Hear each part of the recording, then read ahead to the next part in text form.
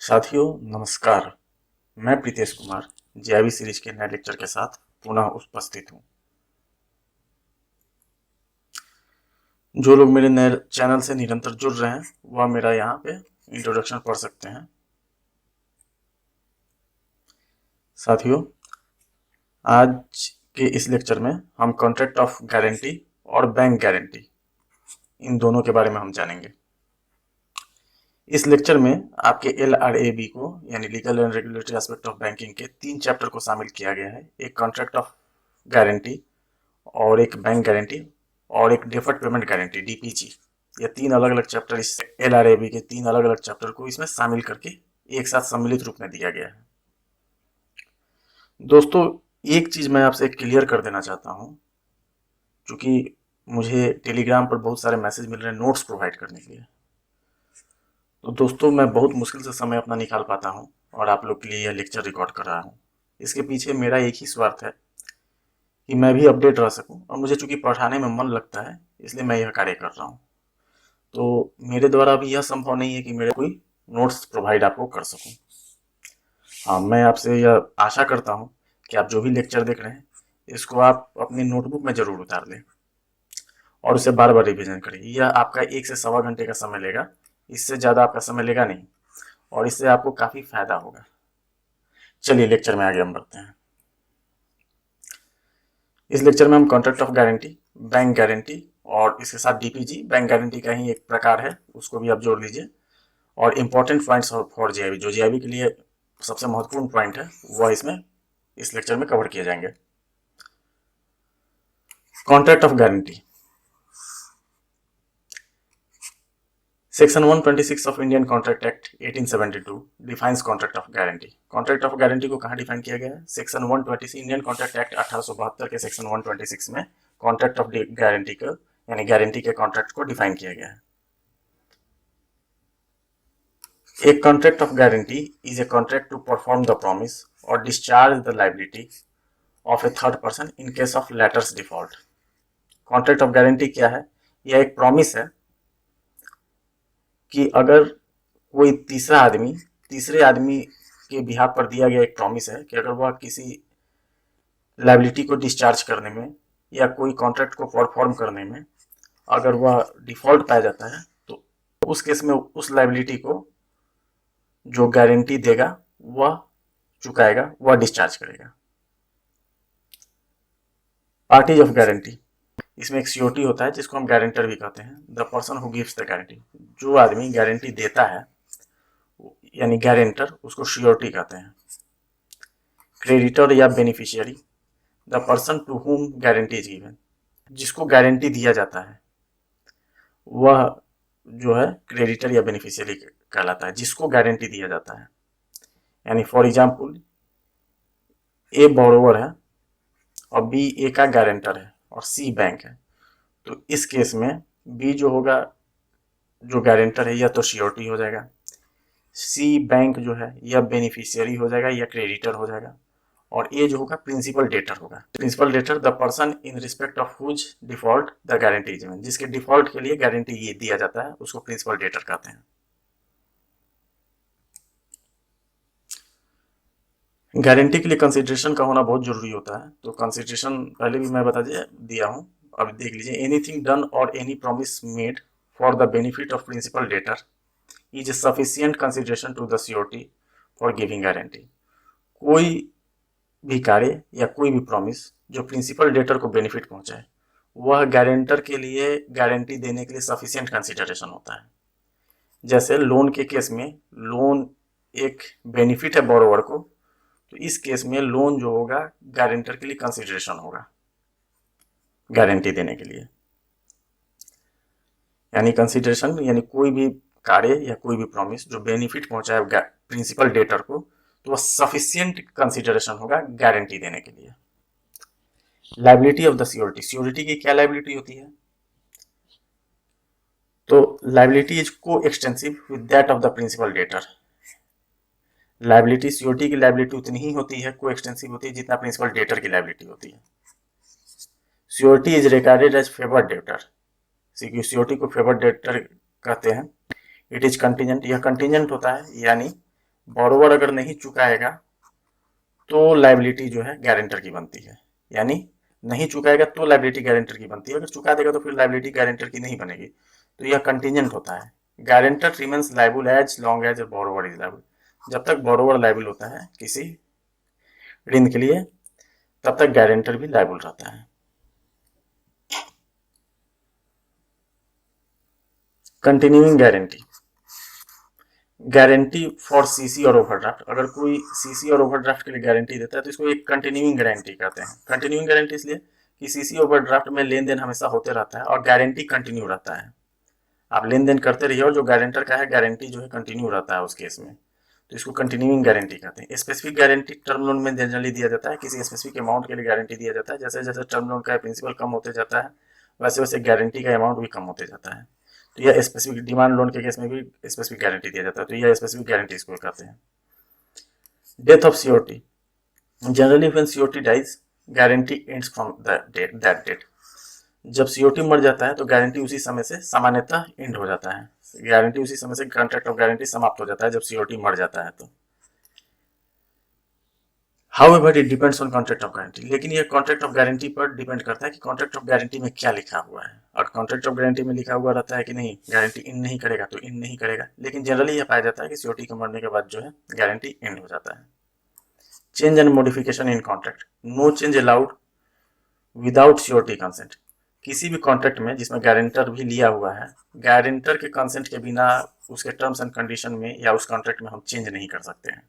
अगर चेंज करते हैं if done then the COT will be discharged from liability for any future debts incurred after such variance, अगर कोई भी उसमें वेरिएशन ले आते हैं या कोई भी उसमें चेंज या मॉडिफिकेशन ले आते हैं तो उस समय से सीओटी जो है अपने लाइबिलिटी से डिस्चार्ज हो जाएगा, अपने किसी भी फ्यूचर डेट या कोई भी लाइबिलिटी अगर उस चेंज होने के बाद अगर कोई लाइबिलिटी आता है तो उस लाइबिलिटी से फ्यूचर सीओटी जो है डिस्चार्ज हो जाएगा, यानी सीओटी उसके लिए लायबल नहीं रहेगा अगर कोई चेंज आप बिना सीओटी के कंसेंट के लिए आते हैं तो। Withdrawal of guarantee, guarantee can be withdrawn any time by issuing withdrawal notice to the bank, guarantor जो है कभी भी गारंटी विड्रॉ कर सकता है विड्रॉल नोटिस बैंक को देके।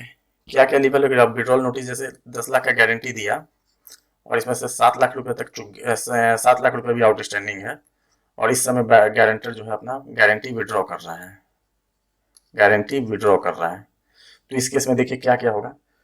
तो guarantor liability will be fixed for the outstanding balance plus interest, guarantor का जो लाइबिलिटी है वह अगर 7 लाख रुपए आउटस्टैंडिंग है तो 7 लाख रुपए आउटस्टैंडिंग के लिए जो है गारंटर की लाइबिलिटी जो है फिक्स हो जाएगी, उस समय फिक्स हो जाएगी। For any credit to the account the liability will decrease, अगर कुछ यह 7 लाख में अब इसके बाद अगर कोई भी इसमें क्रेडिट आता है यानी 7 लाख है तो आप 70,000 क्रेडिट आ जाता है तो 70,000 से गारंटर की लाइबिलिटी कम होते जाएगी।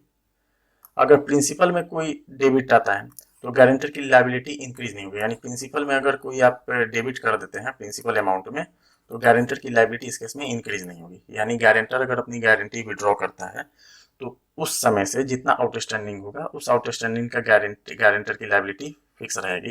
Guarantor liability will be fix for outstanding balance और इंटरेस्ट, उस आउटस्टैंडिंग बैलेंस और इंटरेस्ट के लिए गारंटर की लाइबिलिटी फिक्स हो जाएगी। कोई क्रेडिट अगर इस अकाउंट में आता है तो उस क्रेडिट इतना जो है उसकी लाइबिलिटी कम होते जाती है, यानी 70,000 रुपये आया अगर उसके खाते में तो 70,000 से उसकी लाइबिलिटी कम हो जाएगी। अगर प्रिंसिपल में कोई डेबिट करते हैं तो गारंटर की लाइबिलिटी बढ़ेगी नहीं, वहां पे उस आउटस्टैंडिंग अमाउंट पर और इंटरेस्ट पर फिक्स हो जाएगी। यह क्लेटन्स रूल के कारण होता है। राइट ऑफ सब्रोगेशन,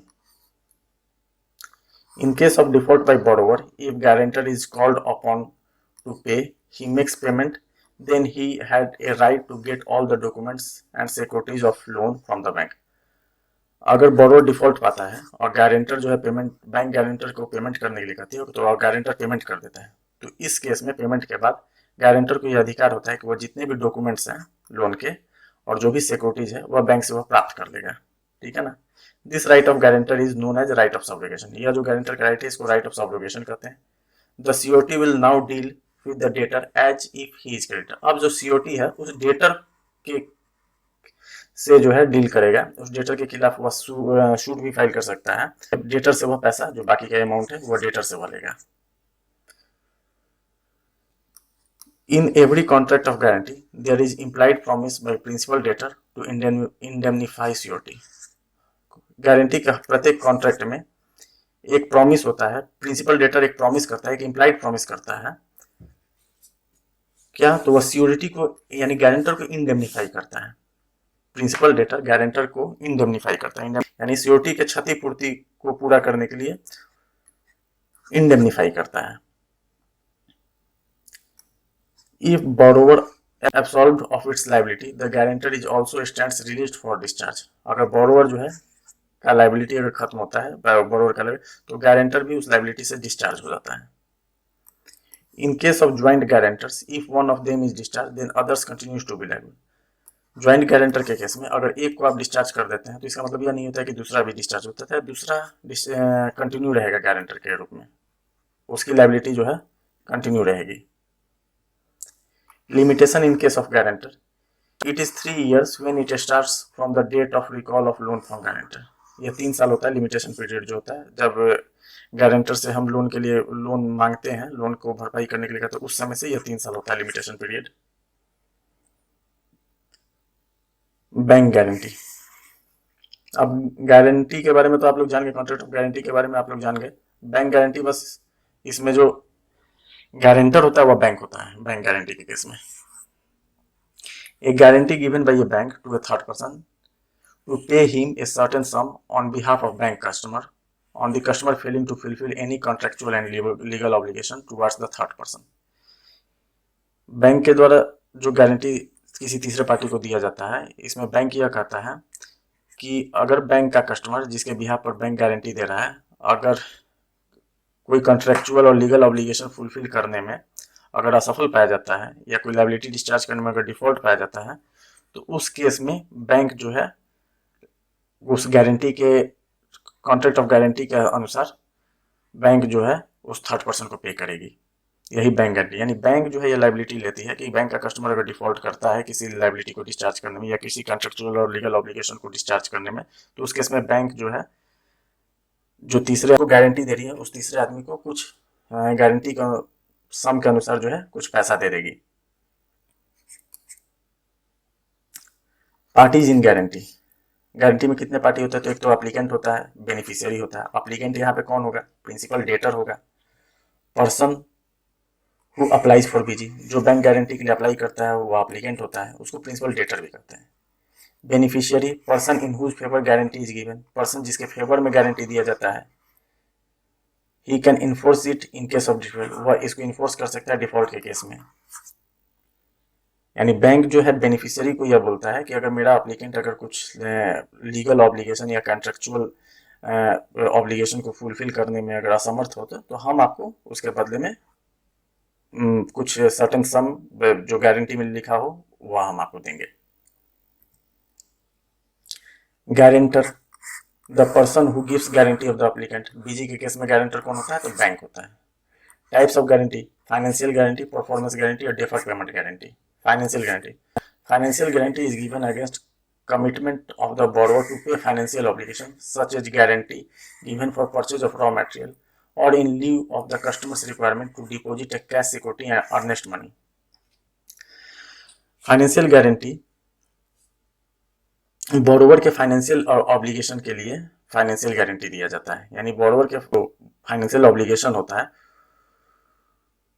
अगर कोई बोरोवर कोई अर्नेस्ट मनी डिपॉजिट जमा करना चाहता है या कोई सिक्योरिटी मनी जमा करना चाहता है, तो इस केस में जो है बोरोवर जो होता है बैंक को अप्रोच करता है गारंटी के लिए, और यही गारंटी ले जाके वह बेनिफिशियरी को देता है, कस्टमर जो है बेनिफिशियरी को देता है। तो फाइनेंशियल गारंटी बोरोवर का जो कमिटमेंट है अपने फाइनेंशियल ऑब्लिगेशन को पूरा करने का, उसके लिए दिया जाता है। क्यों, तो रॉ मटेरियल को परचेज करने के लिए या कोई अर्नेस्ट मनी या सिक्योरिटी डिपॉजिट के लिए दिया जाता है।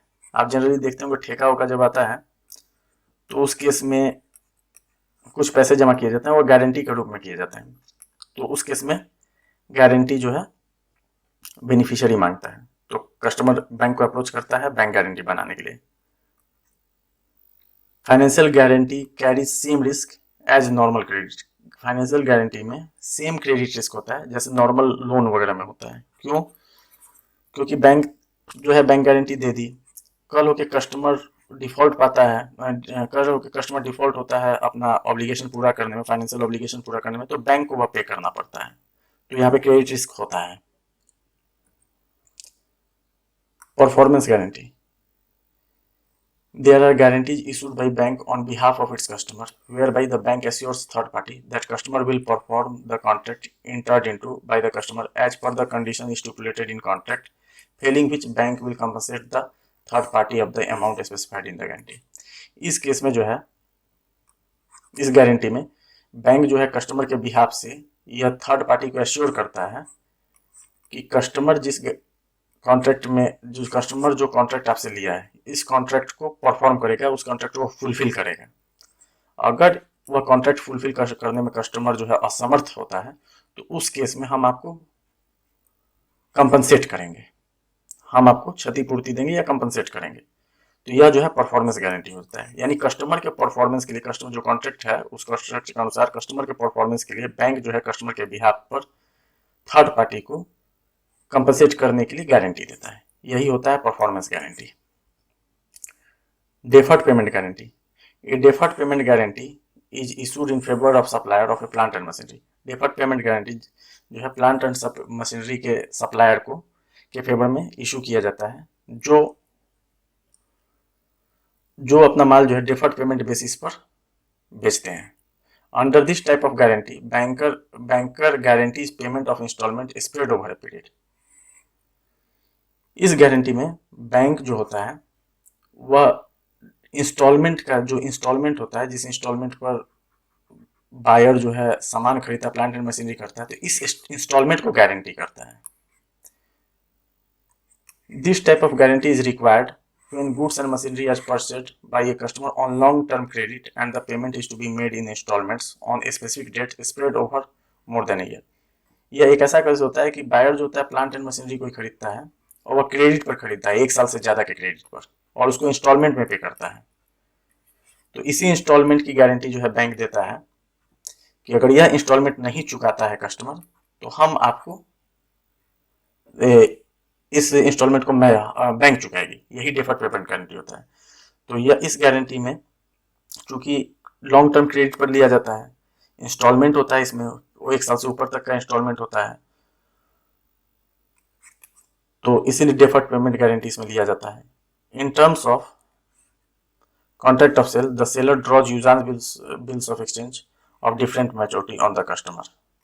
अब कस्टमर प्लांट एंड मशीनरी करता है, तो कस्टमर जैसे प्लांट एंड मशीनरी खरीदता है सेलर से, तो सेलर जो है bill of exchange, usance bills of exchange different maturity का ड्रॉ करता है अपने फेवर में। ड्रॉ भी यही होता है, फेवर भी यही होता है। और banker guarantees due payment of these bill of exchange, और बैंकर यही बिल ऑफ एक्सचेंज का जो है पेमेंट है वो गारंटी करता है कि अगर इस बिल ऑफ एक्सचेंज का पेमेंट नहीं आता है तो बैंक पे करेगी सेलर को। यही है deferred payment. A deferred payment guarantee constitutes an undertaking on the part of the bank to make payment of deferred installments to the seller on due dates। deferred payment guarantee जो है एक undertaking है bank की तरफ से कि अगर deferred instalment का पेमेंट नहीं आता है ड्यू डेट को सेलर को, तो इस केस में बैंक जो है वह पेमेंट करेगी। Record keeping of bank guarantee, bank guarantee transaction will be recorded as contra item in balance sheet. Bank guarantee का ट्रांजेक्शन जो है बैलेंस शीट में कॉन्ट्रा आइटम के रूप में रिकॉर्ड किया जाता है। Period of BG, normally bank guarantee जो है 5 साल से लेकर 10 साल तक के लिए इशू किया जा सकता है। जो बैंक गारंटी का जो पीरियड होता है उसमें एक वैलिडिटी पीरियड होता है, जिसके अंदर बैंक गारंटी की वैलिडिटी होता है, एक क्लेम पीरियड होता है, यानी वैलिडिटी खत्म होने के बाद कितने पीरियड के अंदर आप क्लेम कर सकते हैं। When amount of BG is more than ₹50,000, it will be signed at least by 2 officers। जब बैंक गारंटी का अमाउंट जो है 50,000 रुपये से अधिक होता है, तो यह जो है कम से कम 2 ऑफिसर के द्वारा साइन किया जाना चाहिए। लिमिटेशन पीरियड जो होता है 3 साल होता है।